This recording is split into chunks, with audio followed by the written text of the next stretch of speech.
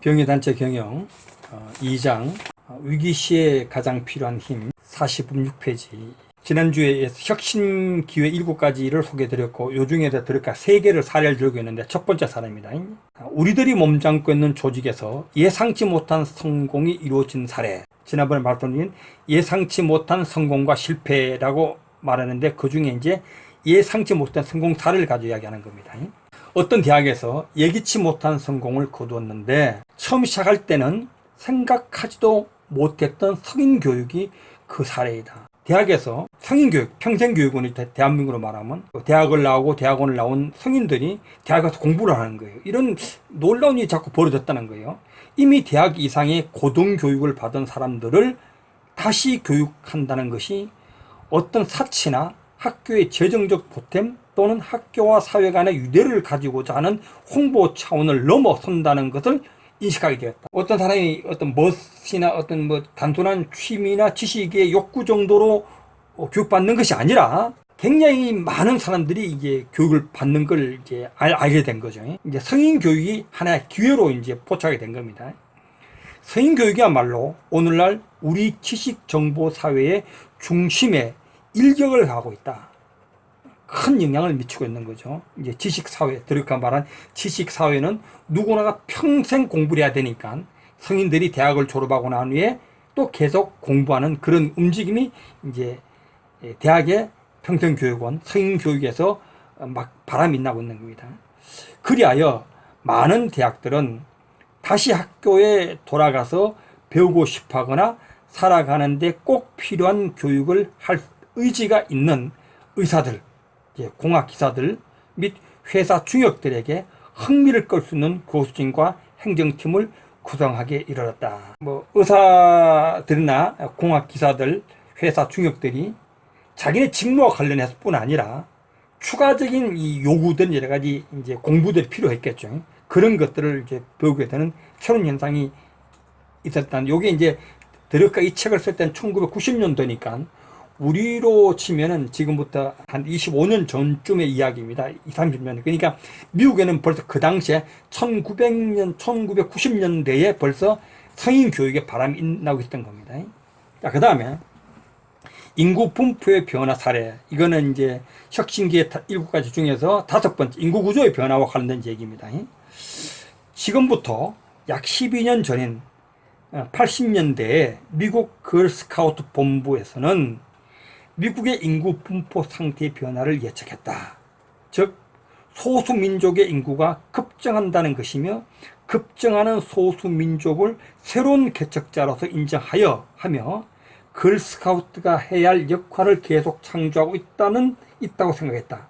그러니까 미국의 전체적 인구는 주는 데 비해서 소수민족이 급증해.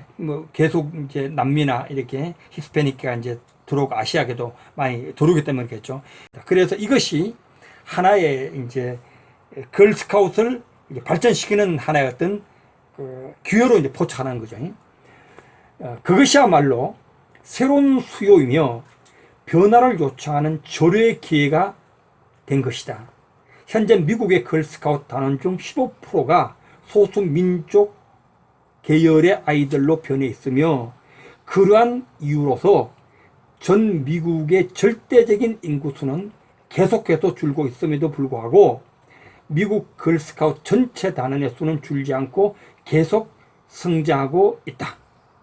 이제 혁신 기회를 찾는 또 하나의 사례로서 인구 분포의 변화를 걸스카우트이 잘 활용해서 전체적인 미국의 인구는 줄고 있음에도 불구하고 걸스카우트 조직의 발전을 기하는 혁신 기회를 활용한 그런 이야기를 지금 하고 있습니다. 그 다음에 세 번째 사례로서 47페이지 중간 부분에 고정관념과 정신적인 변화 사례 이렇게 말했지만 이것은 이제 기업가 정신에는 6번째 사례입니다. 인식의 변화와 지각상의 변화 이렇게 번역되어 있는데 그 부분을 지금 언급하고 있는 겁니다. 자, 지난 20여 년 동안 여성운동에 대한 우리들의 견해는 상당히 많은 변화를 가져왔다. 그러한 변화가 우리에게 어떤 기회를 부여하는가? 이 책의 제4부에서 서술된 리오 바텔 신부와의 면담 내용에서 자세히 소개되겠지만, 이러한 변화에서 온 기회를 잘 이용함으로써 오늘날 신부와 수녀의 수가 급격히 줄고 있는 상태임에도 불구하고 가톨릭 교구는 극적인 성장을 이룩한 사례가 있다. 또 다른 사례를 들면 지금부터 약 14년 전 자원봉사자들의 단체로서 규모가 큰 것 중에 하나인 미국 심장협회는 원래 그들의 목적이었던 학구적인 연구가 모두 성취되지 않고 있는 상황에서도 미국 국민들의 건강에 관한 관심도가 급격히 높아지고 있는 변화를 인식하여 새로운 기회를 재빠르게 포착한 것이다. 지금 가톨릭 교구의 바텔 신부와의 이야기는 이제 나중에 나오겠지만 이런 내용입니다. 아까 앞에서 거론한 것처럼 신부와 수녀들의 숫자가 줄고 있어요. 그러면 가톨릭의 모든 활동도 위축될 수밖에 없지 않습니까? 그런데 가톨릭에서 소위 이제 그들이 말하는 평신도죠. 일반 평신도들의 인식을 변화시켜서 그들을 지도자로 키움으로써 신부와 수녀의 숫자가 줄임에도 불구하고 오히려 더 발전적인 일을 하는 그런 어떤 사례를 얘기한 게 나오거든요. 그래서 어떤 인식의 변화, 지학상의 변화를 통해서 기회를 포착하는 얘기를 지금 하고 있는 겁니다. 그 다음에 이제 미국 심장협회는